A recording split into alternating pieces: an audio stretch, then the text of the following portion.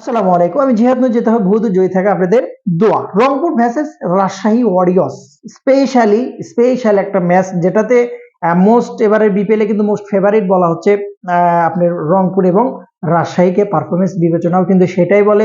প্রথম ম্যাচে যে 190 চেঞ্জ করে জেতাটাও কিন্তু সেটাই ফলো করে, তথ্য হিসেবে সেটাই কিন্তু দেয়। বিদেশি তাদের কে কে থাকবে, এটা কিন্তু একটা বড় প্রশ্ন, যে দুইটা টিমে বিদেশি কে কে থাকবে। রংপুরের কথা যদি আমি আপনাকে বলি, রংপুর যেভাবে টিম সাজাইছে, যে মোস্ট ওয়ান্টেড এন্ড বিপিএল এর সবচাইতে বিগ বাজেটের টিম, সেটা হচ্ছে যে রংপুর রাইডার্স। কিন্তু বড় ধাক্কা হচ্ছে যে কিছুদিন পর কাইল মার্স ওয়েস্ট ইন্ডিজের সাথে, যেহেতু আফগানিস্তানের সাথে সিরিজ আছে, তো কাইল ম্যাচকে সেখানে চলে যেতে হচ্ছে। সে চলে গেলে কিন্তু কিছুটা না, রংপুরের জন্য ভালো ঘাটতি। তবে ডেভিড মালান যেভাবে পারফরমেন্স শুরু করছে প্রথম ম্যাচ থেকে, লিটন দাস যেভাবে কোপানো শুরু করছে, তাতে আমি মনে করি যে আদার্স যে প্লেয়ারের যে ব্যাকআপটা, ওটা কিন্তু দিয়ে দেবে। টিমটা যদি আপনি পুরো দেখেন, বোলিং সাইড যদি দেখেন, মিডল অর্ডার দেখেন, ব্যাটিং দেখেন, ইফতিকারের মতো ব্যাটসম্যান যে প্রফেশনালি সবসময়ের জন্য রংপুরে খেলে থাকে, সে কিন্তু চান্স পাচ্ছে না। তো বিদেশি থাকার সম্ভাবনা ডেভিড মালান মোস্টবি থাকবে। দুটো টিমের একাদশ আহ, আলোচনা করার চেষ্টা করব। সেদিক থেকে বিদেশিটা যদি আগে আসে, David Malan, Faim Ashraf, Faim Ashraf confirm থাকবে। আহ, সুফিয়ান মুকিমের কথা যদি বলি আমি, সে থাকবে, কারণ যে পারফর্মার, তাতে কিন্তু তাকে চান্স দেওয়া যেতে পারে এবং 100% থাকবে। তবে কালকে যে ম্যাচটা রংপুরের, সেখানে কিন্তু ইফতিকার খেলার সম্ভাবনা অনেকটাই বেশি।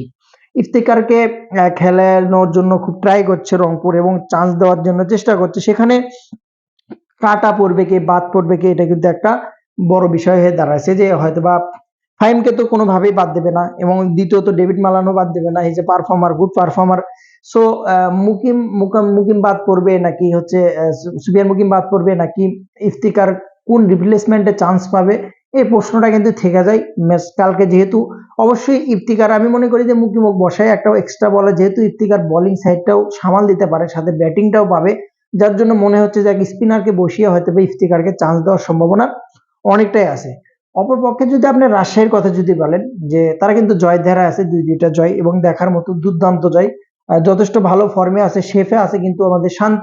তো সেদিক থেকে ওপেনিংটা কিন্তু রাজশাহীর খুব দুর্বল হচ্ছে, যেখানে ফারহানকে চেঞ্জ করার কথা অনেকে সবাই বলেছে। কিন্তু আমি একটা বিষয় বলি এখানে, যে একটা কথা বলি, সেটা হচ্ছে যে ফারহানকে আমি মনে করি যে চান্স বা চেঞ্জ করাটা ঠিক হবে না, চেঞ্জ করে না। ফারহান এমন কোয়ালিটির একজন ব্যাটার, এমন কোয়ালিটির ব্যাটার পাকিস্তানের। তো আপনি তার ক্ষেত্রে খেলাটা দেখেছেন, ইন্ডিয়ার সাথে যে পরিমাণ খেলেছে দেখতে পাচ্ছেন, টানা 15টা 50 সহ যে পরিমাণ পাওয়ার হিটিং করেছে, নিজের ভেতরে কনফিডেন্স লেভেলটা লো হয়ে গেছে, যেটা বিশ্বের যে কোনো ক্রিকেটারের হবে। এবং বিপিএল এ সে ফার্স্ট টাইম খেলছে।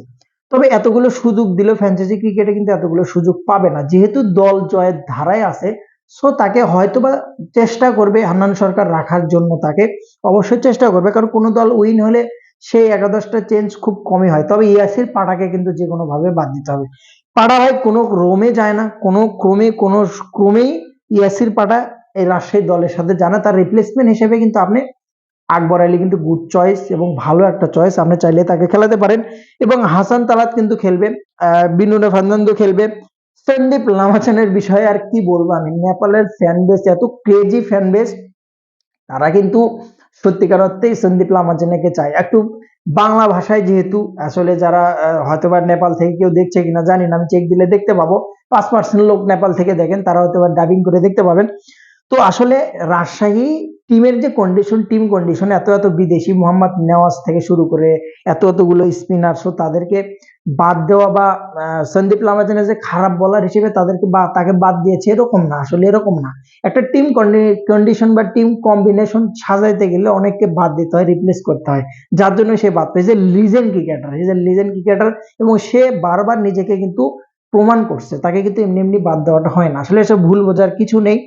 তো দেখা যাক কালকের ম্যাচে কে গিয়ে থাকে, রাজশাহী নাকি Rangpur. Is a big match, big breaking, সময় সাপেক্ষে বলে দেবে সন্ধ্যা 6টায়। ভালো থাকুন। ভিডিওটি ভালো লাগলে অবশ্যই শেয়ার করুন। যারা ইউটিউবে দেখছেন তারা সাবস্ক্রাইব করুন। সালাম আলাইকুম।